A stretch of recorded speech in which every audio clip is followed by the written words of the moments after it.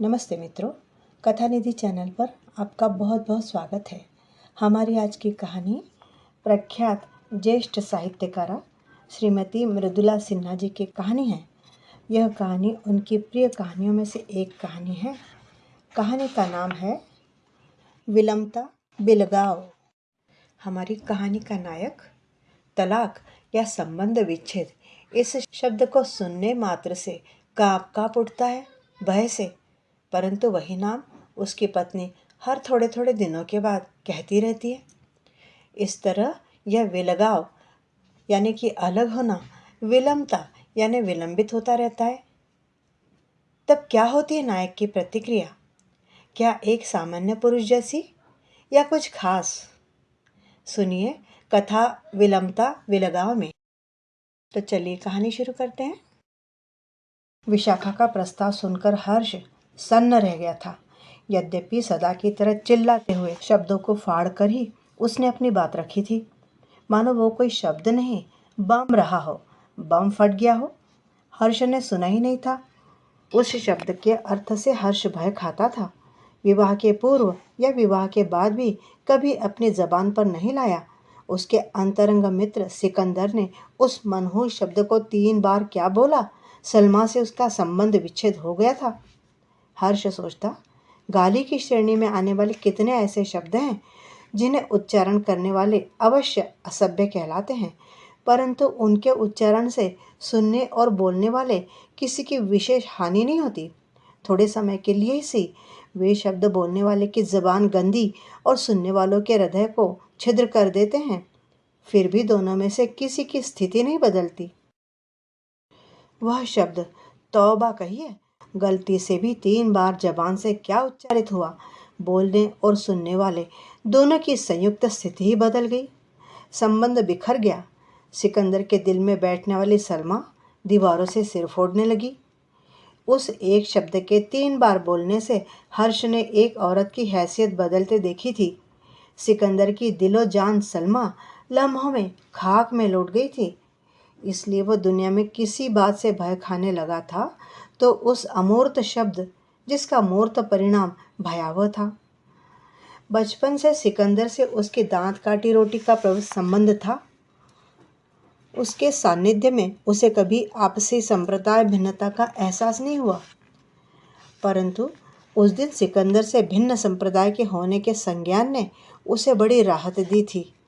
गनीमत है, उसके समाज में एक शब्द के 3 बार उच्चारित होने से दाम्पत्य का सब कुछ खाक में नहीं मिलता। घर लौटकर भी वह नहीं लौटा था, वहीं था सिकंदर के घर में, सलमा को सिर धुनते देखता हुआ। विशाखा ने उसे हिलाया था। क्या हुआ? उसकी तंद्रा भंग हुई। उसने फटी फटी नज़रों से नव ब्याहता विशाखा को देख उसे अपने सीने से चिपका लिया था। विशाखा के लिए पति का वह व्यवहार बेमौसम बरसात जैसा ही था। शाम से लेकर रात्र बीते तक हर्ष का कुछ नया नया ही व्यवहार रहा। वह रात भर विशाखा को अपने सीने से चिपकाए पड़ा रहा। थोड़ी देर के लिए नींद आती, फिर चिहुक कर जाग जाता। विशाखा का मुख अपनी हथेलियों में डालकर निहारता। पति के सारे अप्रत्याशित व्यवहार विशाखा को उद्विग्न कर रहे थे। सुबह बिछावन छोड़ने के लिए उठी विशाखा की बाह पकड़कर जब हर्ष ने खींचा तो उसने झटक दिया। बोली, क्या कर रहे हो? आखिर तुम्हें हुआ क्या है? हर्ष बड़ी आसानी से वह सब कुछ जिसके कारण उसकी वह स्थिति बनी थी बताने वाला नहीं था, लेकिन विशाखा ने पति के मुख से शब्द और भाव उगलवा ही लिया था। वह जान गई थी कि सिकंदर द्वारा अपनी बेगम सलमा को तलाक तलाक तलाक कहने और दोनों के बीच हुए संबंध विच्छेद को हर्ष जैसा कोमल हृदय पति सहन नहीं कर पा रहा था। कई दिनों तक वह पति के इस मनोरोग का इलाज करती रही थी। दिन बीते, महीने बीते, पूरे 1 वर्ष और 11 महीने बीतने के साथ ही दोनों के भावनात्मक उद्वेग का ज्वार भी थमा। दाम्पत्य की जमीनी हकीकतों ने मुंह खोले। विशाखा बहुत नाराज रहने लगी। विशाखा के मन में प्रतिदिन एक शिकायत के जन्म लेते रहने से शिकायतों का पुलिंदा हिस्सा ही तैयार हो गया था। कुछ कुछ शिकायतें हर्ष के मन में भी जन्मती। उसने अपने मित्रों से भी अपनी वैवाहिक स्थिति बांटी। सबने यही कहा, ऐसा ही होता है यार, कोई नई बात नहीं है। हर्ष ने अपने माता पिता के बीच भी युद्ध की सी स्थितियां देखी थी। पूरा घर युद्ध स्थल बन जाता था, पर दूसरी सुबह ही मानो शांति समझौता हो गया हो। उसके दाम्पत्य में वैसी स्थिति नहीं आई थी। आपसी वाद विवाद और नाराजगी का सिलसिला सा चल पड़ा था, पर 2-3 दिनों बाद पुनः थमे हुए बोलचाल का प्रारंभ होना दाम्पत्य को नया नया कर जाता था। हर्ष अपने को बहुत बदलने की कोशिश करता, विशाखा भी दाम्पत्य निभाने के प्रयास में थी। पर एक दिन विशाखा ने गुस्से में तर होकर उसी शब्द का उच्चारण कर दिया, मैं तुमसे तलाक चाहती हूँ, अब नहीं रहा जाता तुम्हारे साथ। उस दिन रात भर जागा था हर्ष। दूसरे दिन दफ्तर में भी कोई काम नहीं कर सका। दिन भर बार बार मोबाइल में विशाखा का नंबर दबाता रहा। 1-2 बार बात हुई, कई बार मिस कॉल था, यह जानते हुए भी कि 4 बजे दिन में विशाखा दफ्तर से घर नहीं लौटती थी। वह लौट आया था। विशाखा के बिना वह फ्लैट उसे काटने दौड़ रहा था। बस हवा की सांय सांय सुनाई दे रही थी। विशाखा के फ्लैट में मौजूद रहने पर वही बोलती है, डांटती है, हर्ष से बात बात में लड़ती झगड़ती है। कभी कभी वह विशाखा के झकझक से तंग आकर दफ्तर से पुनः घर लौटकर पुनः बाहर निकल जाता है, इस विश्वास के साथ कि विशाखा सो गई होगी या उसका गुस्सा शांत हुआ होगा। विशाखा उसकी आवश्यकता बन गई थी जैसे। उसने कभी उससे विलग होने की बात ही नहीं सोची। उस शाम अपने समय से पूर्व घर लौटा हर्ष बार बार फ्लैट से नीचे झांक कर देखता।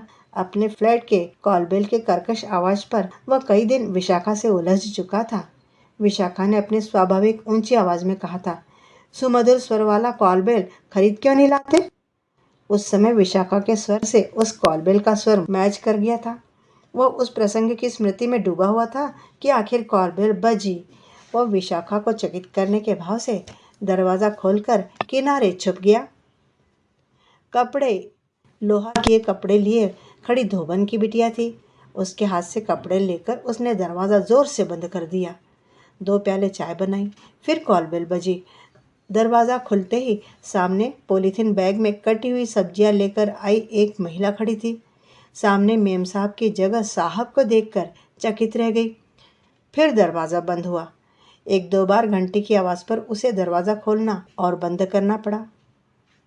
वह समय विशाखा के घर में रहने का था, तभी उसने उन घरेलू सहयोगियों को निश्चित समय दे रखा था। भिन्न भिन्न समय में घर के भी भिन्न भिन्न रूप रंग और तासीर होते हैं। घर की उस समय की तासीर से वह अवगत नहीं था, फिर भी वह उसका अपना घर था। सुबह जाने की तैयारी में बीतता है, कहाँ फुर्सत मिलती है विशाखा की बातें सुनने या घर की तासीर को छूने महसूसने की। दोपहर और शाम भी दफ्तर के नाम। आधी रात ही लौटता है घर। रात्रि 11 बजे से सुबह 7 बजे तक घर में। मन तो अक्सर दफ्तरों की उलझनों में उलझा रहता। हर्ष का माथा ठनका। यह समय विशाखा के घर में रहने का है तो अब तक वह दफ्तर में क्यों है? कहीं वह उस स्थिति को प्राप्त करने के लिए किसी वकील के पास तो नहीं चली गई जिस स्थिति में जाने की पिछले शाम धमकी दे गई थी? नहीं, ऐसा नहीं हो सकता। अभी विशाखा उससे विलग नहीं हो सकती। माना कि उसे एक निजी कंपनी के दफ्तर में नौकरी मिल गई है, पर उसकी तनख्वाह उसकी फिजूल खर्ची तो क्या गुजारे के लिए भी पर्याप्त नहीं है। इसलिए हर्ष ने उसका MBA की पढ़ाई के लिए दाखिला करवाया है। पत्राचार से विशाखा को MBA की डिग्री मिलना आवश्यक है, तभी तो उसे अच्छी नौकरी मिलेगी। उसे ध्यान आया, विशाखा के पास फ्लैट की ओरिजिनल चाबी है, भला वह क्यों कॉल बेल बजाएगी? और तभी दरवाज़ा खुलने का स्वर सुनाई दिया। हर्ष दरवाजे के पीछे छुप गया था। फ्लैट के अंदर प्रवेश करके विशाखा ने लोहा किए हुए कपड़े और कटी हुई सब्जियों के थैले सामने के सेंट्रल टेबल पर रखे देख हर्ष के जल्दी घर लौटने का अनुमान लगा लिया था। उसने घड़ी देखी, उसे घर लौटने में देर हो गई थी। पिछली शाम में हुई आपसी चकचक के परिणाम स्वरूप उसे हर्ष को नहीं ढूंढना था। हर्ष से बहुत देर छुपे रहने की स्थिति में नहीं रह गया। वह तुरंत प्रकट होकर बोला, आज देर कर दी तुमने? विशाखा ने भी शांत भाव में स्वीकृति जताई। हाँ, चलते चलते बॉस ने कुछ काम दे दिया, सोचा निपटा कर ही जाऊं। हर्ष ने मान लिया था कि विशाखा ने रात वाला अपना प्रस्ताव वापस ले लिया। यह मानना ही उसके मन के लिए लाभदायी था, पर उसे आशंका थी कि विशाखा फिर कभी ऐसा ही प्रस्ताव जरूर रखेगी। इसलिए अप्रयास उसका मन विच्छेद की पूर्व तैयारी में जुट गया। दूसरे सप्ताह ही जब विशाखा ने पुनः वही वाक्य दोहराए, हर्ष बोल पड़ा, अभी तुम्हारी स्थिति तलाक लेने की नहीं है। अपने पाँव पर तो खड़ी हो जाओ। एक अपना घर तो हो तुम्हारे पास, और जिंदगी काटने के लिए एक। थम गया हर्ष। विशाखा को भी विशाल पेड़ की मोटी शाखा पकड़े होने का एहसास हुआ।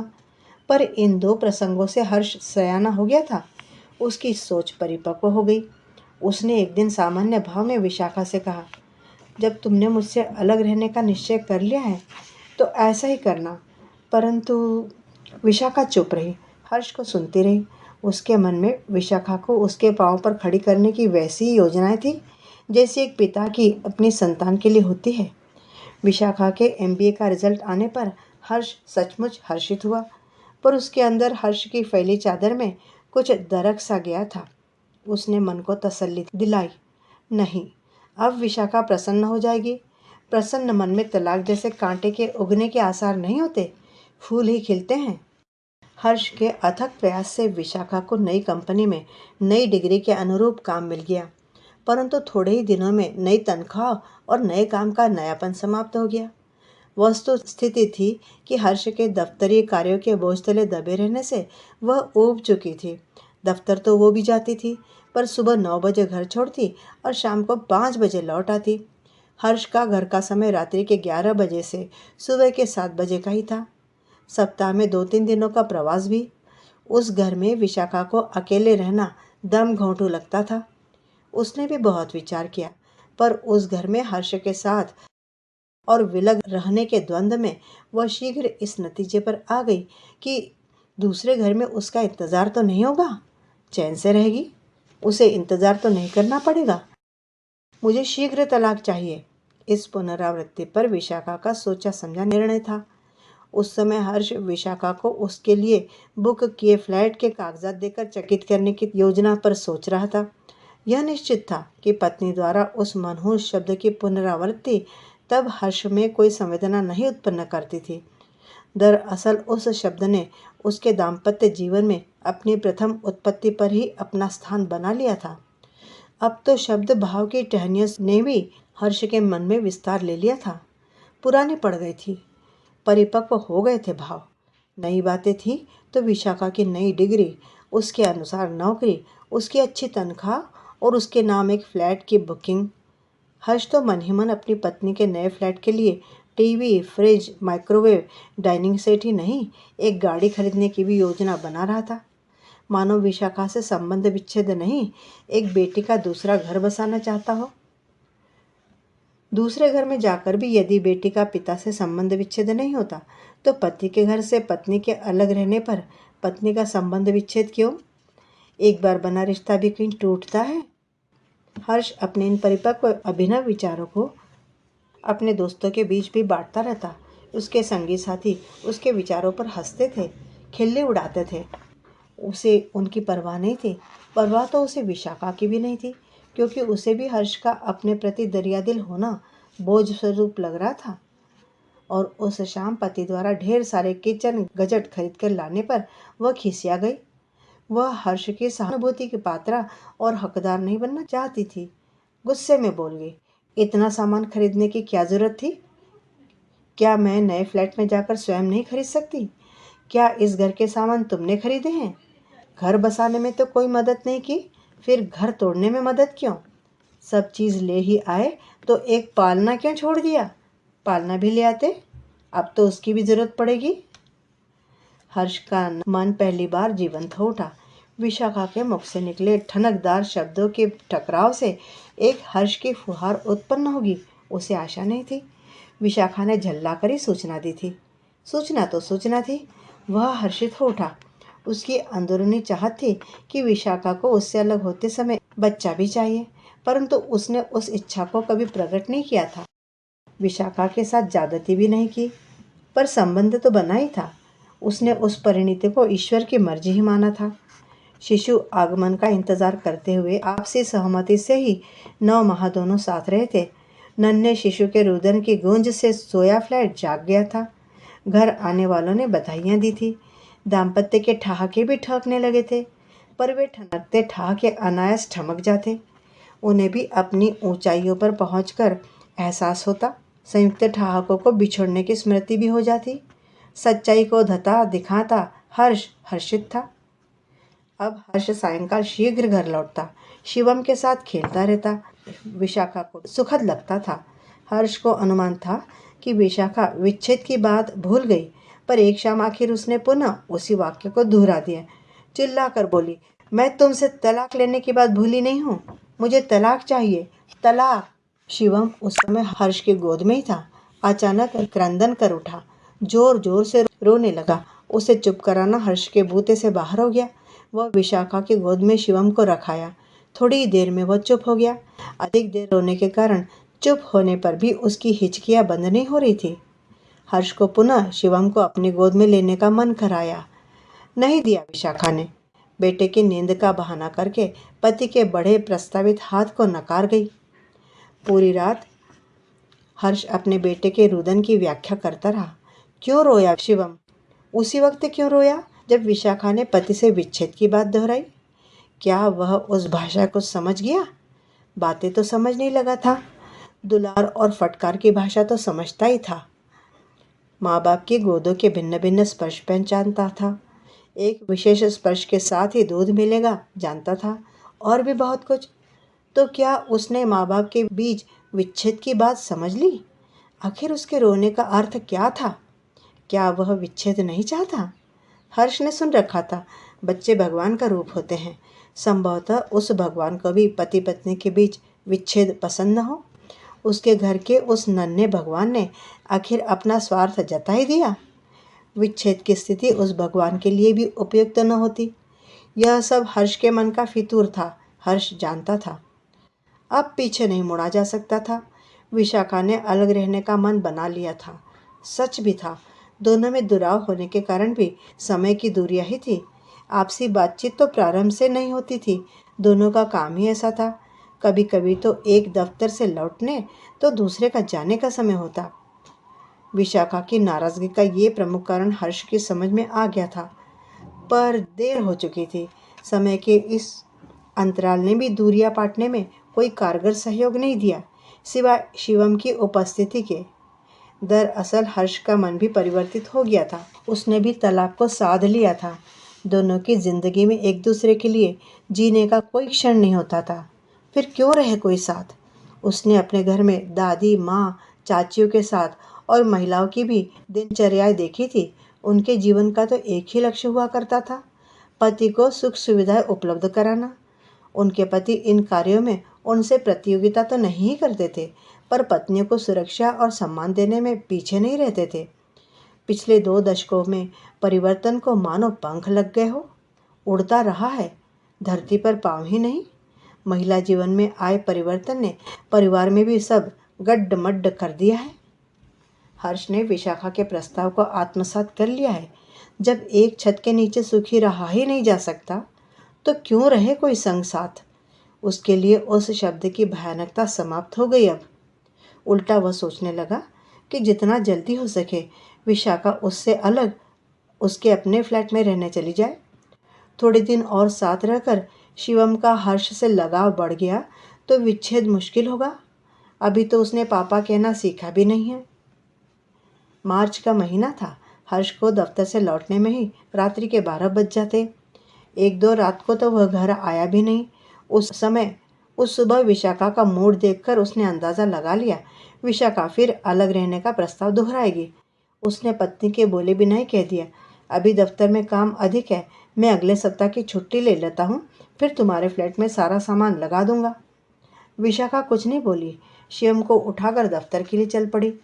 दरअसल 2 महीने की आयु से ही शिवम का दिन क्रैश में कटने लगा था। विशाखा दफ्तर जाते समय उसे क्रैश में रख देती, लौटते समय साथ ले आती। दूसरे दिन से हर्ष की 1 सप्ताह की छुट्टी प्रारंभ हो गई। उस सुबह विशाखा ने शिवम को तैयार भी नहीं किया, हर्ष के साथ खेलते छोड़ दिया। दफ्तर के लिए निकलते समय हर्ष ने पूछा, शिवम को क्रैश नहीं जाना क्या? नहीं, आज उसका क्रैश बंद है। तुम्हारी छुट्टी नहीं होती तो मैं छुट्टी ले लेती। वो दफ्तर चली गई थी। हर्ष संभालता रहा शिवम को। थोड़ी परेशानी हुई, परंतु बेहद सुख मिला। थोड़े दिनों का सुख था, वह क्यों मौका चूके। जी भरकर खेलता रहा बेटे से। बीच बीच में वह काम भी करता रहा जिसके निमित्त उसने छुट्टी ली थी। 3-4 दिनों तक शिवम का क्रैश बंद ही रहा। विशाखा दफ्तर जाती रही। हर्ष शिवम के साथ खेलता, उसे निहारता। अनजाना में उसके साथ भविष्य के खिले सपनों को अप्रयास मसलता जाता। उसे पता था कि विशाखा एक बार उससे दूर हो जाएगी तो फिर कभी पास नहीं आएगी। शिवम के सहारे जिंदगी काट लेगी, फिर उसका बेटे से कहाँ मिलन होगा। वह इन बातों से भिज्ञ था कि अक्सर पति पत्नी के विलगाव में पति को ही दोषी करार दिया जाता है और दाम्पत्य के टूटने पर सहानुभूति की हकदार स्त्री ही होती है। बच्चे भी पिता को माफ़ नहीं कर पाते। बड़ा होकर बेटा उसे माफ़ नहीं करेगा, फिर क्यों मिलना उससे। हर्ष ने निश्चय कर लिया था, वह माँ बेटे को कभी तंग नहीं करेगा, उनसे मिलने की कोशिश भी नहीं करेगा ताकि वे सुखी रह सके। उसने दूसरे फ्लैट में विशाखा के लिए एक पूर्णकालिक आया की व्यवस्था भी कर दी थी। शिवम की सार संभाल से समय निकालकर हर्ष विशाखा के नए फ्लैट में जाने वाले सामान की भी पैकिंग करता जाता। दूसरे दिन ही उसकी छुट्टी समाप्त होने वाली थी। तुम उस फ्लैट की चाबी दे दो, मैं सारा सामान वहाँ पहुँचा दूँ। विशाखा के दफ्तर जाते हुए उसने कहा, तलाक के कागजात भी मेरे एक वकील मित्र से तैयार करवाने हैं। शाम को जल्दी लौटो तो साथ चले। विशाखा फिर कुछ नहीं बोली, दफ्तर चली गई चुपचाप। हर्ष परेशान था। दूसरी सुबह ही उसे दफ्तर के लिए तैयार होना पड़ेगा। 1 सप्ताह से उसने शिवम की भी अच्छी देखभाल की थी। शाम को जल्दी लौटी विशाखा, बहुत प्रसन्न थी। उसके हाथ में 1-2 पैकेट भी थे। हर्ष ने कहा, तुम शिवम का डायपर बदलो, तब तक मैं चाय बनाता हूँ। वकील के पास चलना है ना? क्यों, अब तक चाय नहीं पी तुमने? तुम्हारा चाय पीने का समय तो बीत गया, देर क्यों कर दी? बहुत दिनों बाद पत्नी के मुख से अपने लिए चिंता भाव के प्रकटीकरण सुनकर हिल गया हर्ष। दफ्तर में तो वह ठीक 5 बजे ही चाय पीता था। विशाखा ने पति की उस आदत को स्मरण रखा। हर्ष के लिए इतना ही काफ़ी था। मानो दम तोड़ते दाम्पत्य के कंठ में अपने ही एक हाथ ने 2 बूंद मकर ध्वज पिला दिया हो। विशाखा की शिकायत में पति के प्रति अधिकार का भाव भी था। इन भावों को आपस में सुनने सुनाने का समय ही कहाँ मिलता था।